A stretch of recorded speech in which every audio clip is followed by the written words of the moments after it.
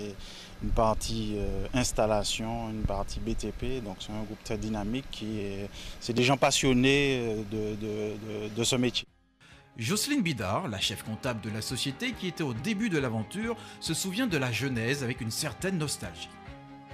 Je suis arrivée au tout début, donc c'était Cotram, ça doit faire entre 17 et 18 ans que je suis avec Monsieur Lannes, on va dire, parce qu'avant Kayali n'existait pas. Au début c'était une petite société d'artisans de BTP, et donc nous avons évolué, beaucoup d'ailleurs, puisque maintenant nous faisons des prestations de services et d'industrie. Donc l'esprit très humain, je dirais, très humain, que tout le monde, c'est une famille en fin de compte. Pour le directeur commercial, la réussite du groupe, c'est sa capacité à fédérer les individualités et les talents. C'est essentiellement une culture de groupe, comme son nom l'indique, c'est-à-dire qu'on travaille essentiellement en équipe. Et il y a une interaction entre la production, la partie commerciale, le service après-vente. Et disons qu'on est joignable l'un et l'autre à n'importe quel moment. Bon, c'est comme les maillons d'une chaîne, donc c'est important pour que tout fonctionne. À la tête du groupe, Patrick Lannes, cet ancien maçon, a créé son empire de toutes pièces.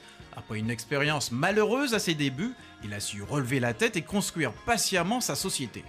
Ce travailleur, comme il aime à se décrire, a du mal à tenir en place.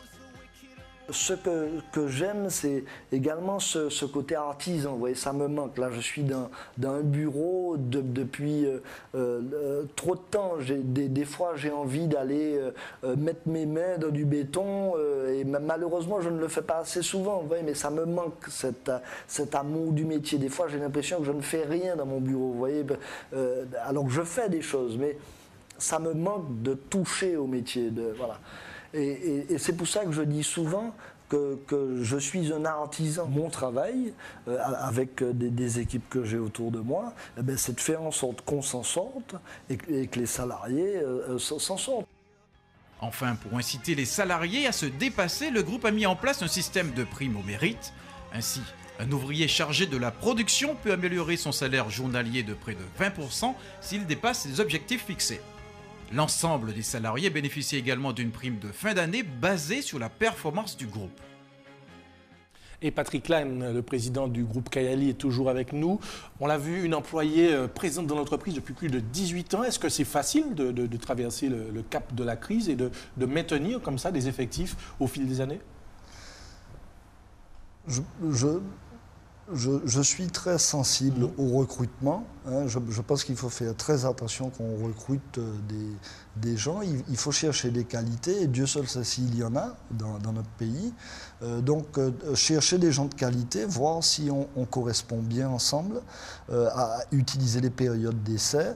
Et une fois qu'on est sûr qu'on peut faire du chemin ensemble, entériner par un contrat de travail. Et après, je dirais que la vie commence ensemble. On sent une très grande conviction quand vous parlez de votre entreprise, de votre groupe. Est-ce que cela a un impact justement sur l'ambiance dans l'entreprise, sur les relations sociales avec vos employés ? Ah oui, je pense que on s'est choisi, donc on s'est choisi pour vivre quelque chose ensemble, et je suis très à l'écoute, et ils sont très à l'écoute de ce que je dis, et je suis très à l'écoute de ce qu'ils disent. Donc on fonctionne ensemble, on se comprend, et on est dans le même bateau, on avance ensemble. Jean-Paul, c'est une réalité qui est appréciable, celle que l'on vient de découvrir à l'instant dans l'entreprise, des relations sociales qui sont visiblement positives.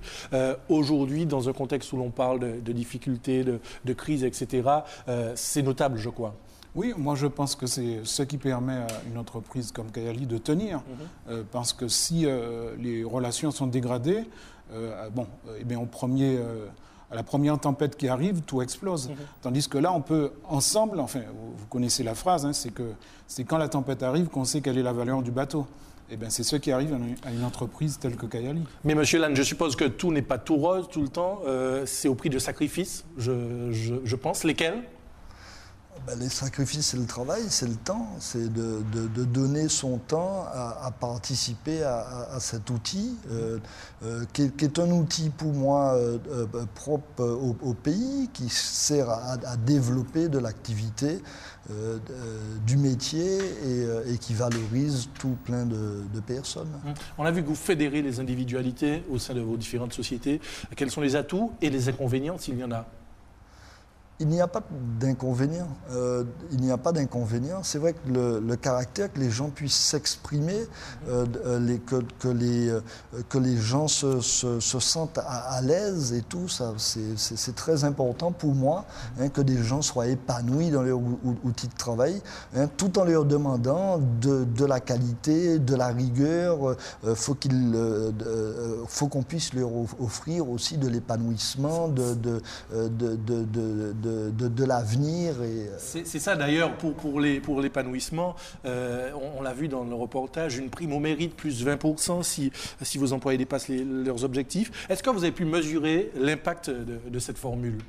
Alors la prime, c'est pas tout à fait... C'est compliqué, les primes, et ça a des limites, si vous voulez. Mais je pense qu'avant d'utiliser des primes, il y a quand même les heures supplémentaires, les qualifications. Il y a quand même des choses de base, certains leviers qu'on peut utiliser pour pouvoir valoriser le travail. Et puis ensuite, effectivement, il y a certains métiers où on peut donner des primes, mais c'est des sujets délicats qu'il faut manipuler avec beaucoup de délicatesse, sinon ça ne fonctionne pas dans le temps. Et en fait, c'est un peu comme, je pense qu'il faut faire un parallèle avec le sport, l'entreprise et le sport. On sait très bien que très souvent, les résultats sur le terrain dépendent de l'ambiance dans le vestiaire. En fait, je ne fais allusion à aucun événement récent, mais enfin, on l'a payé assez cher. Merci pour l'image en tout cas. Est-ce que ça vous arrive d'aller à l'hôtel, messieurs, souvent ? Oui. D'accord, oui. C'est bien. Monsieur Lannes, je suppose que comme tout bon Martiniquais, vous profitez de petits séjours de temps en temps. Eh bien, désormais, vous aurez droit à une nouvelle chaîne de télévision. À la base, elle est destinée aux touristes et aux visiteurs de notre île qui pourront ainsi découvrir les nombreux atouts de notre destination. Des images qui font rêver, des traditions à vivre. C'est tout cela, Guest TV, proposé depuis quelques temps dans nos chambres d'hôtel. Restez donc sur ATV pour découvrir ce bon plan de la semaine.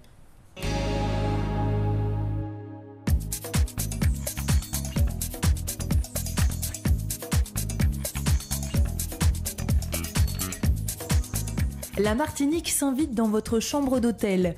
En allumant la télévision, on peut désormais trouver une nouvelle chaîne, c'est la Guest TV, un programme entièrement dédié aux touristes. En fait, je pense que ça nous donne le goût de voir le plus de facettes possibles de la Martinique, oui, certainement. Histoire, gastronomie, culture, musique, les reportages sont courts. Pas à pas, Jocelyn Vautor a vu son projet se concrétiser. Un projet pivot pour la dizaine de personnes qui travaillent autour. L'idée de cette chaîne est étonnante, amener le spectateur à éteindre sa télé. Le concept même de Guest TV, c'est une boucle qui tourne pendant 1 heure, qui va donner aux visiteurs tous les codes pour qu'ils sortent de l'hôtel et qu'ils aillent écouter de la musique, consommer ce pays, sa gastronomie, consommer sa culture, aller à la rencontre des gens et s'approprier véritablement cette destination. La chaîne est financée par les annonceurs qui achètent des spots publicitaires. Pour les hôtels, elle est entièrement gratuite. C'est donc pour eux un plus et ils pourront à terme diffuser des messages sur leurs nouveaux produits. À travers les Guest TV, on pourra les répercuter facilement, on peut les faire transpirer au niveau des produits à la clientèle potentielle, habituelle aussi. Et pour comprendre comment on diffuse une chaîne à l'intérieur de cet hôtel, il faut passer dans les coulisses de l'établissement. En fait, ici, c'est le Digital Player System. Donc, c'est une unité de stockage et qui se charge automatiquement de diffuser les programmes. Ce système est unique en Martinique. Il ne s'agit ni du hertzien, ni d'une réception par satellite. Tout est par liaison Internet réseau. D'ici la fin 2011, Jocelyn Vautor espère étendre le concept à 4 destinations. En 5 ans, le but est de couvrir 150 pays. Ça s'appelle Guest TV. Patrick Lannes, une réaction à ce genre d'initiative ? C'est une très bonne chose, ça va permettre de promouvoir notre belle destination. Et ce n'est qu'un plus, c'est une très bonne chose. Jean-Paul, je crois que vous aussi vous appréciez. Il y a enfin 2 éléments. Je crois bien que c'est la seule télé que je connaisse, en tout cas pour ce qui me concerne, dont le but est que les gens arrêtent de la regarder. C'est-à-dire qu'ils la regardent pendant à peu près au maximum 1 heure, c'est comme ça que ça fonctionne. Et puis, ils doivent sortir pour découvrir ce qu'ils ont vu. Ça, c'est le premier élément. Le second, Jocelyn Vautor a une histoire ici à ATV, donc je tiens à le saluer. Il a été accompagné par quelqu'un d'assez particulier, une personne assez intéressante qui travaille sur l'accompagnement des entreprises en Martinique, mais aussi à l'extérieur. C'est Martine Lheureux qui a une société qui s'appelle Pilote Partenaire et qui est membre de Contact Entreprise. Merci pour la précision. Patrick Lannes, avant de conclure avec vous, les perspectives de développement déjà pour le groupe Kayali, vous voyez comment l'avenir de votre société, de vos sociétés? Je le vois bien dans la difficulté dans laquelle nous sommes actuellement, c'est-à-dire cette difficulté de crise où le travail est rare. Mais disons qu'à long terme, je crois en l'avenir de mon pays. Je crois aux hommes qui composent le pays et je pense qu'on va s'en sortir. Est-ce que vous auriez un message pour les employés, pour les chefs d'entreprise? Un mot? J'ai écrit une petite phrase que j'aurais aimé dire, si vous me le permettez. Rapidement, oui. Donc, il est essentiel pour une entreprise que les femmes et les hommes qui s'y retrouvent s'épanouissent dans une relation de confiance, harmonieuse, pour être véritablement performants. Nous avons la nécessité de moderniser nos rapports dans l'objectif d'une construction culturelle et économique plus globale où tout le monde se retrouve. Merci, en tout cas, c'est une phrase qui est forte de symboles, forte de sens. En tout cas, bon courage, salutations à tous vos employés, vous les saluez de notre part et puis eh bien, à très bientôt. Merci en tout cas, Patrick Lannes, d'être venu dans Libreco. Jean-Paul Joannel, on va passer à l'actualité de Contact Entreprise. De quoi nous parlez-vous cette semaine? Eh bien, l'actualité est particulièrement chaude. D'ailleurs, vous y avez participé. Tout à fait, ce soir. Il y a très peu de temps, on était ensemble dans une rencontre entre le Club de la presse Martinique, dont je crois que vous êtes un ancien président, et puis Contact Entreprise. Et ce sont des réunions qui sont régulières.